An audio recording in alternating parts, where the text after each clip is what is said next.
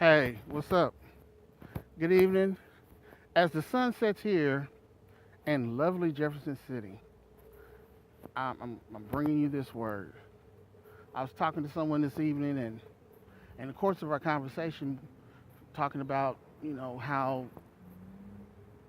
people will tend to hold you in a place that they remember you, even if it's a place of hurt and pain and when you were not at your best.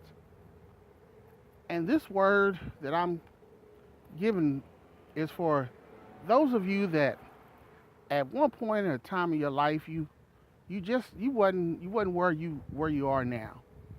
You were struggling, you were trying to find yourself.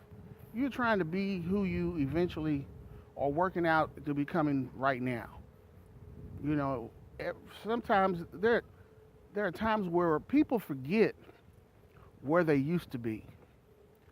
Some of us that are in ministry or professionals or got our degrees and we doing good now and we're eating well and life has blessed us and we doing okay. And we tend to forget about those hard years and those early days and times we almost should have went to jail or did go to jail or should have died, almost did, and all the people that we lost along the way.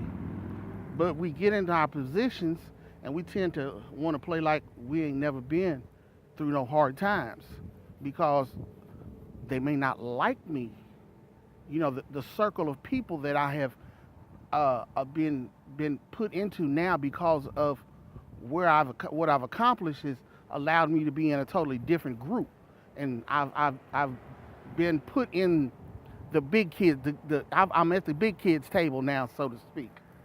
So now that I'm at the cool kids table, I don't want nobody to know that I used to be at the nerds table, at the geek table. I don't want to be at the unaccepted table anymore. I don't want nobody to know that I was once there. So because of that, I want to play like I was never there in the first place. So this is for those of you that are still struggling to get to your rightful place and to the rightful spot that God intended for you to be. Don't worry about what folks have to say. And there's going to be some people in your life, and most of the times it's going to be your family. They're going to remember the days that you were struggling. And no matter how much you accomplish, it's always going to be that one that's going to keep trying to throw you back into that pit that God done pulled you out of, dusted you off, took them old dead clothes off of you, them old burial clothes off of you, put your new clothes on you. They're going to keep trying to put them clothes back on you. Ignore what they say to you. You know you're not dead. God done told you you're not dead. They're going to try and speak death to you. They're going to keep trying to remind you, don't you know you dead? Why you keep trying to live? You dead. Stop trying to be something, no. You used to get high. You used to do this. You used to do that. You're not that person. No, stop. Don't receive that. Don't look at it. Don't receive it. Ignore it 100% because that's not who you are. I'm saying that to you because God told you that's not who you are. Pray for them. Hope they get themselves together because whatever bitterness, whatever it was that happened during those dark periods in your life that caused them to want to hold on to that, that's a burden that they've got to carry. You're not responsible for that burden. If you try to make peace with them, if you try to make things better and apologize for your shortcomings during that time, and they refuse to let that go and to work past it, you've done all you can do with them. You've done all that. There's nothing else you can do. So there's no reason for you to keep trying to keep fixing something that they don't want you to fix. They want you to stay in that place of death. That's not where God brought you out of death. He brought you into life. So live your life. Live it. I know it's going to hurt that may have to leave them behind. You may have to set them off to the side. and let God work on them.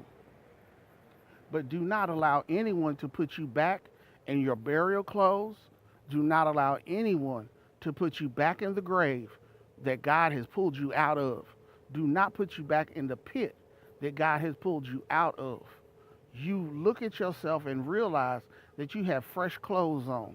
You do not have grave clothes on. You do not have the smell of death on you. But you do know what the smell of death smells like because you've smelled it before, because you've been at death's door. But God said, no, that is not the door that I chose for you. So stop listening to those things that people have said to you, even if it has been just on today. You have been told that you will live and not die, that you will be a one that God uses to make example of and show just what he can do with things that other people have been willing and able and wanted to just throw away. God says, I use you. And not only will I use you, but I will do you exceedingly and abundantly above what anybody else has ever thought of that will be done with you. So just listen to what he promised you. Listen to what he has spoken over you, because he's spoken great things over you. So that's what the word is for you on this day. As the sun sets, let the sun set on the words that people have tried to speak death to you and try to put you back in the grave. Just know that the word that God has for you is life, and life everlasting and abundantly. All right? Love you. And hey, wake up in the morning with a new, fresh perspective and find your way to the house of God. All right? Peace out. Love you.